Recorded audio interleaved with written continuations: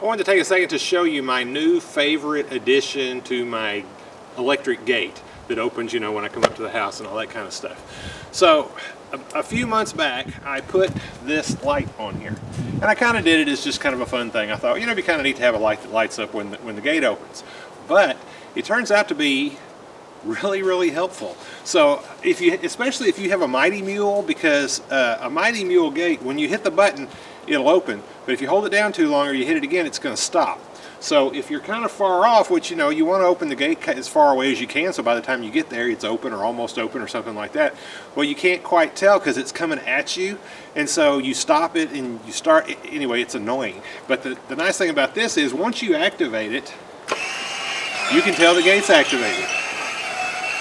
And so you can quit pushing it, because I can activate mine. I have replaced my Mighty Mule controller. This really isn't a Mighty Mule system anymore. And it just, you can actually push it and push it multiple times, and it's going to continue to open until it gets all the way open. Then you hit it again and it'll close. But if you have a Mighty Mule system, I would have even liked it better when I had that. But from way off, I can hit that button and see the light flashing, especially at night. And so it makes it really nice. Even if you're close at night, it makes it great. I'll put a link to this thing in the description just in case you're interested in it.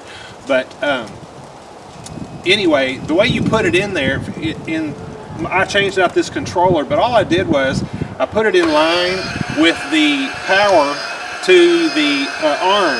So whenever the arm is on, that thing is moving.